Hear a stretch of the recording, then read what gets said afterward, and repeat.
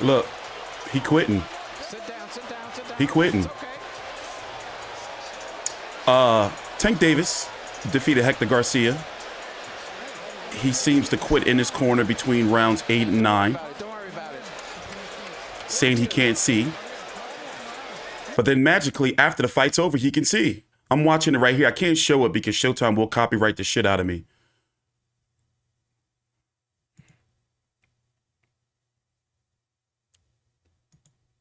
That's supposed to be the punch that's supposed to really mess up his eye. We turn it up a little bit, but he's not blinking or anything. That was another one that just... Okay, that one kind of touched the eye, and he is blinking a little bit. Here, let me see if I can put it in slow motion for you. Thanks for watching TstreeT Controversy with FightView360. Oh, messed up. Oh, I done goofed it. I done goofed it, guys. My bad. I done goofed it. Anyway, let me let this play through. Let it be muted, and we're going to listen to the post-fight interview. I didn't agree with the scorecards. I think it was a lot closer than the official scores had it. For example, follow me on Twitter at TstreeT Controversy. By the way, what's up with Oscar De La Hoya and his weird, like them joints, like them weird abs he been showing off? That's his mom. But anyway, Tank Davis, Ryan Garcia is supposed to be happening April the 15th. Tank Davis has a court date of February the 16th, I believe, for that alleged hit and run where there was a pregnant woman involved.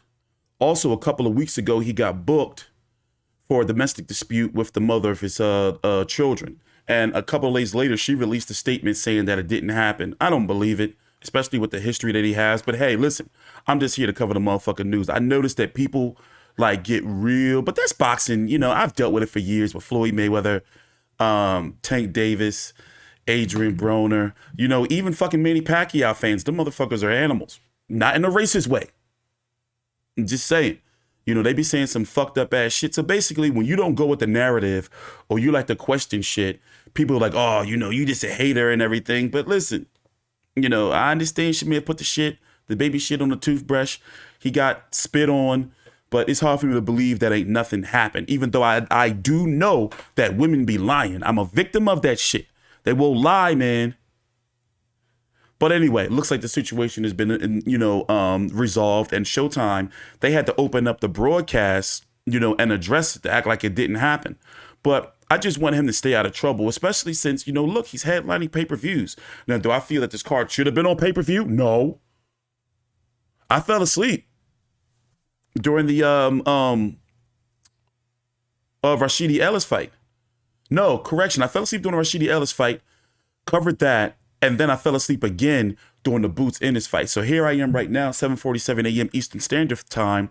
This card was over 6.5 hours ago. You dig? So, you know, about 6 hours, so 6.5 hours or so ago. So if you don't know, Tank Davis is no longer with Mayweather Promotions. He is his own man. I didn't like at the weigh-in yesterday or the day before, where like he didn't do no post weigh-in interview. Like, you're supposed to be promoting yourself. And he also put out a statement on his Instagram that he deleted about like how he don't got no team, no lawyer. Like, you got to get that shit taken care of, especially at 28 years old. And he no longer has a promoter. He is an Al Heyman guy. By the way, look at these punch stats.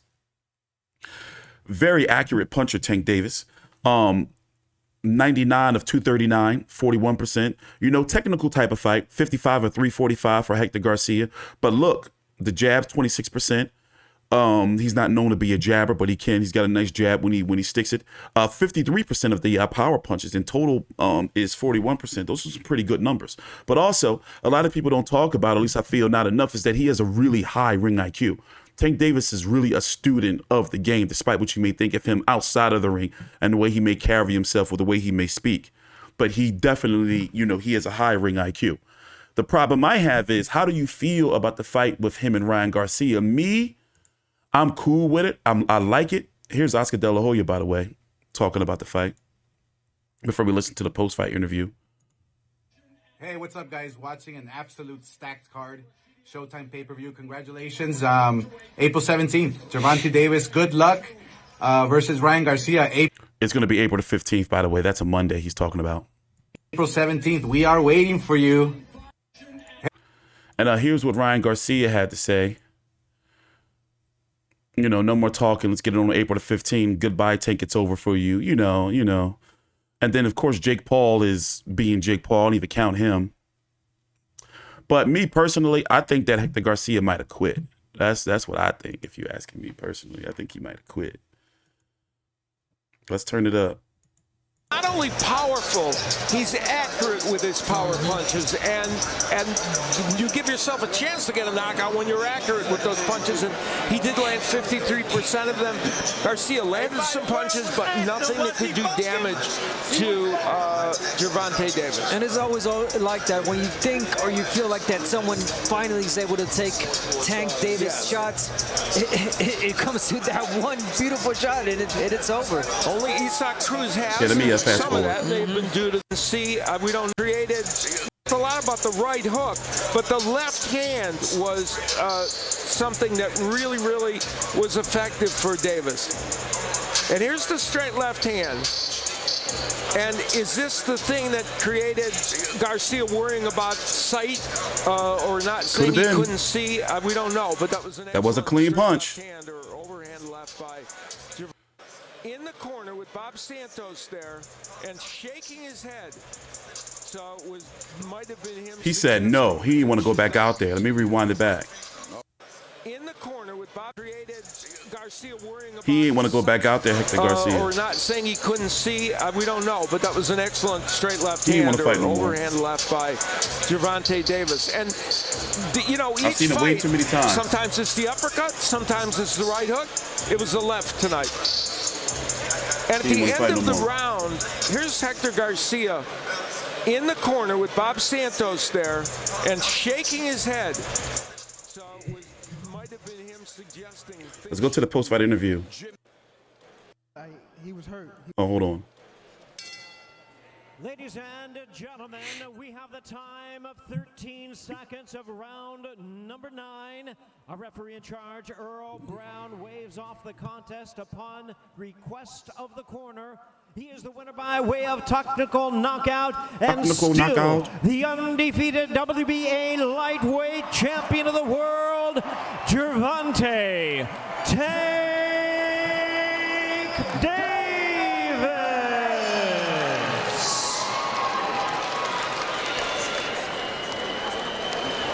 Let's go to Jim Gray. All right, Morrow, thank you very much. Tank, congratulations on a terrific fight here. Were you surprised that he did not come out? A little surprised, but when I caught him, I knew it was like he was hurt. He was hurt bad. He a fighter, so he didn't want to show it, you know what I mean? So I know he was hurt, though. And we're told he couldn't see out of his right eye. We will attempt to talk to Hector in just a moment. How would you assess this fight and your performance? I feel as though I got stuff to work on, but like what? everything. I'm a fighter, and I'm not retired, so my cup never full. I'm always willing to learn. When you got things together here, and we can take a look at it, you were able to connect on several of your punches to back him up. Did that change the complexion of the fight when you were able to start connecting? Yes, and also that's why I couldn't throw like a lot of shots, because of I was trying to beat him mentally. You know what I mean? I was trying to trick him, you know, with my hands and my eyes and things like that. Cause he's a time fighter. You know what I mean? So I had to bait him in. Like Cuellar, he's a southpaw. Did that style and the southpaw aspect bother you? A little bit, because I don't fight southpaw that often, but it's okay. It's a part of the game. Now we look forward to Ryan Garcia. One Garcia down, the next one, which is scheduled to take place, everybody's hoping, in April. Is that your plan, and is it on track? God willing, man. I'm ready for the fight. It's scheduled for April. I'm here. He's been training. He's been talking. And let's see who's ready about that. Will you get that deal done? Is that what will be next? Of course, on my end, I'm ready. I'll be in the gym Monday. Well, not Monday. I'll probably take a week off, but I'll be back for sure, sir. Finally, Tank, you said this week, the only one who can beat me is me. How do you avoid that happening going forward? Bring my people in close. Listen to my close ones. Listen to Al Heyman. And just stay focused, you know what I mean? It's a lot of bumps in the road, but as long as we stay focused together, I feel as though that's how I stay, I make it a longevity in this sport. 28-0, 26 knockouts. Congratulations, Tank. Thank you. All right, Hector. And Felix will translate for us. Can you tell us what happened with your right eye and why you could not continue? ¿Qué fue lo que pasó con el ojo derecho? El problema fue en la cabeza y me cegó. Yeah. When he got the shots to the head at the final, near the final bell in that round, that's when the eye just, he couldn't see from it. Can you see now? ¿Ahora puede ver? Sí, estoy bien. Lo que todavía me afecta un poco la cabeza, pero y eso fue ya terminando el round, porque recibe ese golpe. No sabía dónde estaba, realmente, no sabía. I didn't know where I was. I mean, when he hit me with that shot, my head still hurts. My vision is back, but that's what happened. I didn't know where I was. I couldn't see from the right eye. How did you feel you were doing in the fight up until that point? Hasta ese punto, ¿cómo tú crees que estaba haciendo en la pelea? Yo iba bastante bien en la pelea.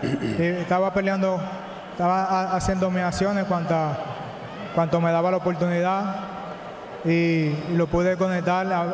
En ocasiones vi que lo puse también en malas condiciones. Yeah, well, no, it was going well up to that point. So that sometimes I would put him in a bad spot, bad condition, and I was picking my spots against him during the fight. So to then, I thought the fight was going well. Hector, thank you. We hope you're all right. Appreciate it. Esperamos que esté bien. All right, Moro, back to you.